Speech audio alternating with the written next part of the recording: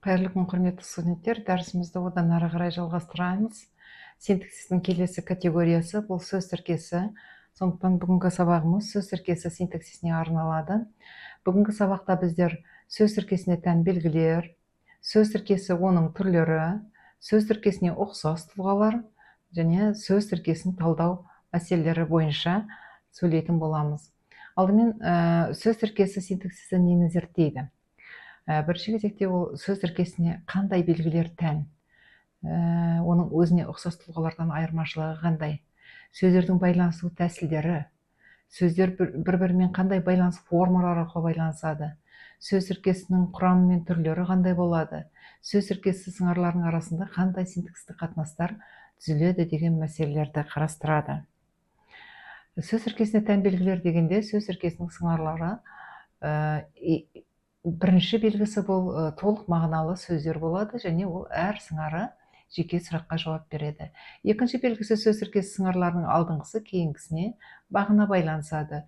Келесі белгісі сөз тіркесі сыңарлары предикативтік емес синтаксистік қатынасқа құрылады, кешегі сабақта айтқанымыздай, және сөз тіркесі құрамындағы сөздер қосымша, орын тәртібі, шылау арқылы байланысады, синтетикалық немесе аналитикалық тәсіл деп кеше көрсеткен болатынбыз.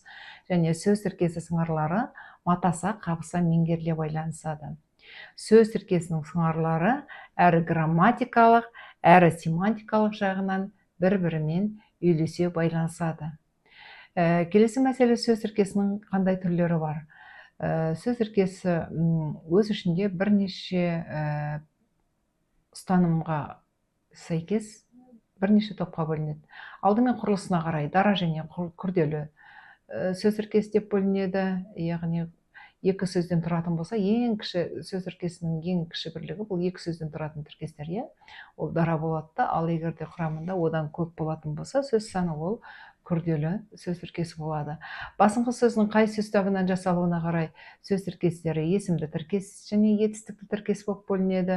Байланысу тәсіліне қарай аналитикалық тәсіл, синтетикалық тәсіл, аналитика-синтетикалық тәсіл арқылы жасалған тіркестер болып бөлінеді. Байланысу формасына қарай матаса байланысқан, меңгеріле байланысқан, қабыса байланысқан сөз тіркестері, және бағыныңқы және басыңқы сыңарлар арасындағы синтаксистік қатынасына қарай атрибутивтік қатынастағы, объектілік қатынастағы және адвербиалдық қатынастағы сөз тіркестері болып бөлінеді. Енді сөз тіркесіне ұқсас тұлғалар бар. Біз сөз тіркесіне ұқсас өзге тұлғалардан ажырата білуіміз керек.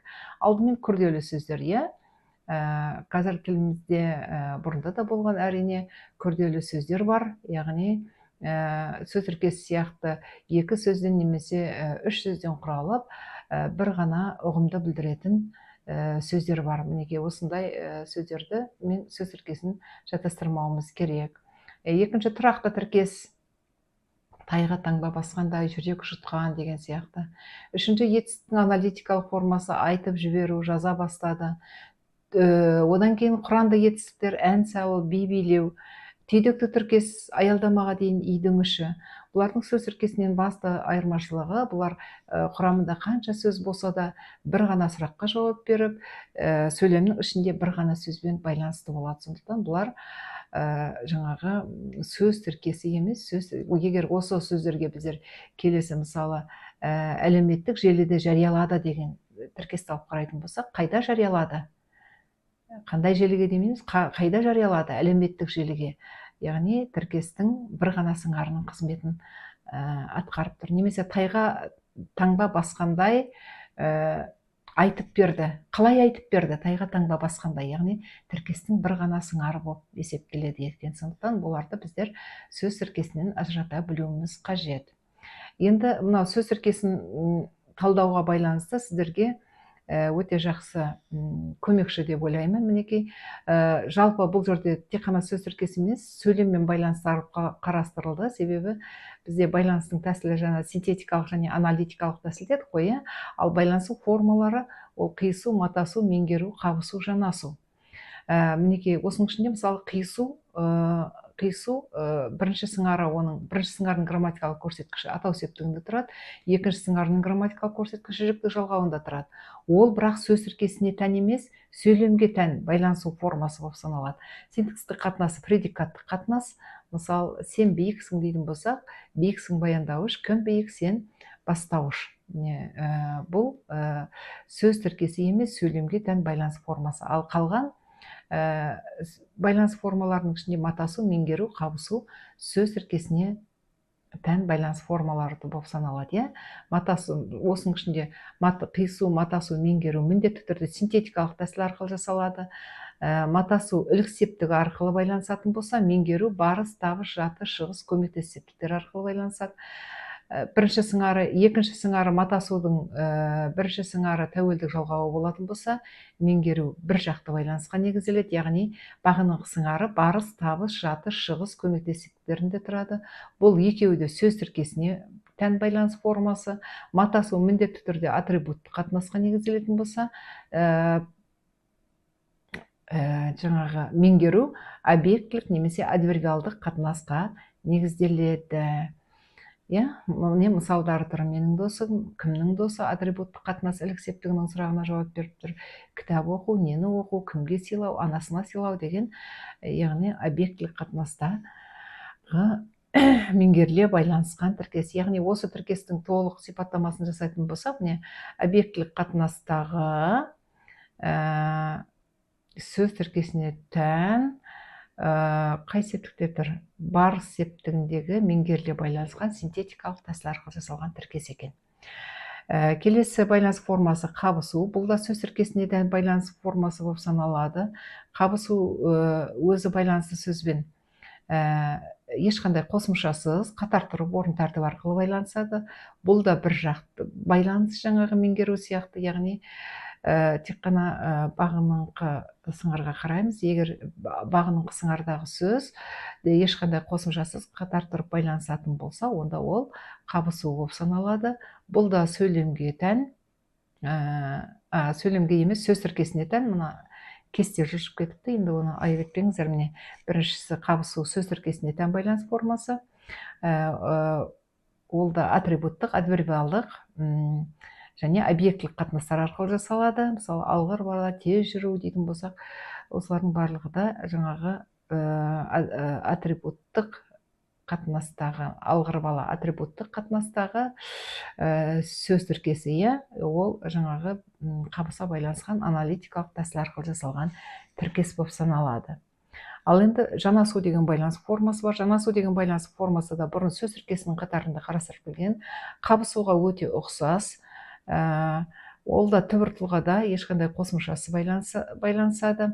Бірақ қабысудан жанасудың айырмашылығы, қабысу қатар тұрып орын тәртібі арқылы байланысатын болса, жанасу бірде іргелес, бірде алшақ тұрып байланысады. Мысалы, бүгін көру десек, бүгін досын көру, бүгін кешке көру деген сияқты, мына бүгіннің мен көрудің ортасына сөз салуға келеді. Бұл байланыс жанасу байланыс. Жанасу байланыс формасына жасады. Бұны ғалымдар соңғы кезде жанасу байланысу формасы тек қана тіркестің көлемінде анықталмайтын болғандықтан, сөйлем шеңберінде ғана анықталады деп, бұны сөйлемге тән байланыс формасы ретінде көрсетіп жүрміз. Енді бүгінгі айтылған мәселелер бойынша сөйлемдерді талдап көрерік. Сіздердің алдарыңызда екі сөйлем ұсынылған. Қазір соның біреуін талдаймыз, екіншісін өздеріңіз үйден талдап келесіздер. Оны несіне арамтер болып айтасың? Сөйлемде үш тіркес бар. Оны айтасың. Несіне айтасың? Арамтер болып айтасың. Оны айтасың. Бағыныңқы сыңары оны, айтасың деген басыңқы сыңармен синтетикалық тәсіл арқылы байланысқан, яғни табыс септік жалғау арқылы байланысқандықтан, бұл меңгеру және толықтауыштық қатынастағы етістікті тіркес болып саналады. Немесе объектілік, тура объектілік қатынастағы етістікті тіркес деп атаймыз. Несіне айтасың? Бұнда да бағыныңқы сыңар басыңқы сыңармен септік жалғау арқылы байланысқан, барыс септігінің жалғау арқылы, сондықтан синтетикалық тәсіл арқылы жасалған, меңгеріле байланысқан, толықтауышты қатынастағы етістікті тіркес. Арамтер болып айтасың. Бағыныңқысың ары арамтер болып. Назар аударыңыздар, етістікке ұқсас тұлғаларды бүгін өттік. Арамтер болып деген фразеологиялық тіркес, сондықтан ол тіркестің бір ғана сыңары болып саналады. Ол басыңқы сыңармен «ып» деген көсемше формасы арқылы байланысып тұр. Әдетте «ып» көсемшенің жұрнағы, жұрнақ сөз бен сөзді байланыстырмайтын қосымшаның түрі деп өткенсіздер морфологиядан. Ал бірақ «ып» қосымшасы құрмалас сөйлем компоненттерін байланыстыруда да, жай сөйлемде ішінде де, жай сөйлемнің құрамында келгенде де, сөз тіркесі құрамында келгенде де өзі жалғанған сөзді келесі сөзбен байланыстыру функциясын атқарады. Сондықтан бұл тіркесте синтетикалық тәсіл арқылы жасалған, қалай айтасың, пысықтауышты қатынастағы етістікті тіркес болып саналады. Екінші сөйлемді өздеріңіз талдайсыздар. Оның ішінде де сөз тіркесіне ұқсас тұлға бар, соған мұқият болыңыздар. Мынау сіздерге ұсынылған әдебиеттер. Осы әдебиеттермен танысып, өз білімдеріңізді одан әрі кеңейтуге болады. Тыңдағандарыңызға рахмет, сау болыңыздар.